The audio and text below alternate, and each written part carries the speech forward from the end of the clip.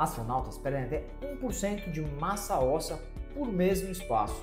Sabia que isso pode acontecer com vocês na Terra também? Meu nome é Bruno Massa, eu sou médico ortopedista, esse aqui é o Tenho Porquê, canal com o propósito justamente de explicar essas questões para vocês. Então acompanha que eu vou explicar, e aqui nesse vídeo você também vai aprender qual a diferença entre osteopenia e osteoporose. Olha só que bônus. Vamos lá, acompanha até o final.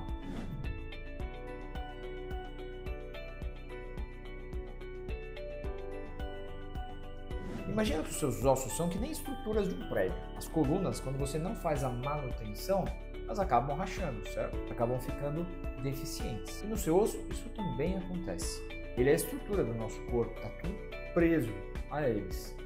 Mas, se você não cuida direito, eles também perdem a qualidade, eles também perdem a força. Isso acontece muito antes do que a gente imagina se a gente não tomar cuidado. Primeiro vamos entender como funciona essa fisiologia do osso.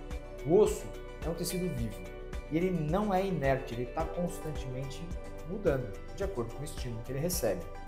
Há no osso células que depositam, que põem mais osso lá, e células que retiram aquele osso. E esse equilíbrio entre a formação e a reabsorção do osso é que gera a arquitetura óssea, que é super complexa se a gente olha no microscópio eletrônico. Isso reage aos estímulos. Pois é. Carga, e carga não é só o seu peso, mas carga que a musculatura faz no osso estimulam a formação desse mesmo osso. É por isso que quando os astronautas estão no espaço, eles precisam passar por uma rotina super intensa de exercícios, não só para manter a massa muscular, mas para manter a massa óssea, uma vez que eles não têm peso lá, eles não estão sendo afetados pela gravidade.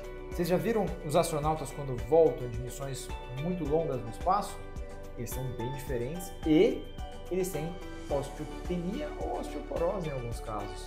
A maioria deles fica até sentado em cadeiras de rodas.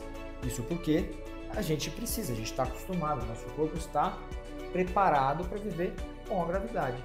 Até um problemão aí quando o homem for para Marte, hein? Vai acontecer para a Lua primeiro, talvez. Vamos lá. Vamos perguntar lá para o Sérgio dos Foguetes. E aqui na Terra? Aqui na Terra, quando você estimula menos, você vai ter menos osso sendo depositado, você vai ter mais reabsorção. Um exemplo, o sedentarismo. Outro exemplo, imobilismo, imobilização, alterações hormonais. Aí vem uma outra questão que eu já vou entrar. Peraí. E como que a gente avalia então essa qualidade óssea? Em geral, uma densitometria óssea, que é um exame que vai fazer a avaliação global da sua estrutura óssea e vai te dar um score, uma média que é comparada com pessoas do seu mesmo sexo e da sua idade. De acordo com esse score, você é classificado, né? Uma pessoa normal, osteopenia e osteoporose. A osteopenia seria mais ou menos o estágio inicial da doença chamada osteoporose. E a osteoporose, sim, já é a doença estabelecida. Em geral, há uma variação desse score. E você muda isso aí de acordo com essa variação dessa média.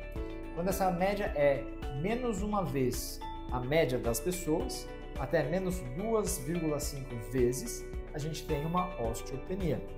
Quando isso é menor que 2,5, uma osteoporose. Lá no gráfico é bem fácil de ver.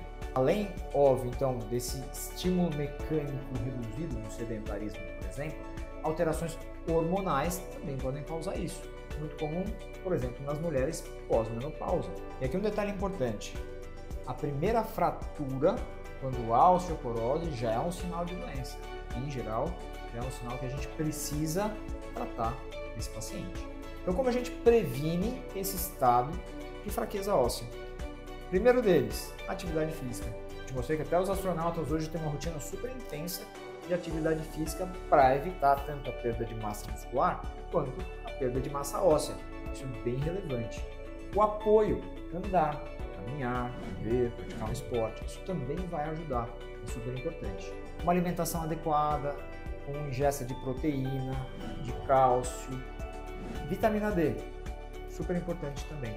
Vários estudos mostraram que uma vitamina D baixa está sim ligada a uma osteoporose. A melhor maneira da gente entender isso daí é imaginar o osso como uma represa. Ele está ali guardando o nosso cálcio, que é a água da represa. O déficit dos nutrientes da vitamina D é como uma represa quando não chove.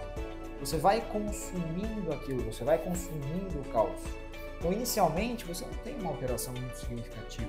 mas ao longo do tempo, sim, isso vai ter sim um reflexo.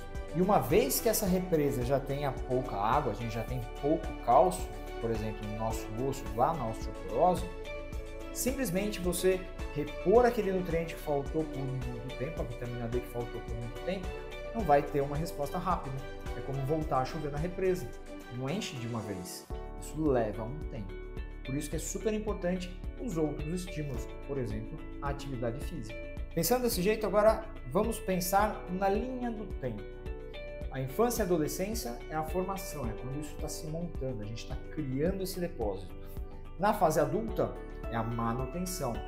E na fase idosa é quando isso, em geral, vai diminuindo.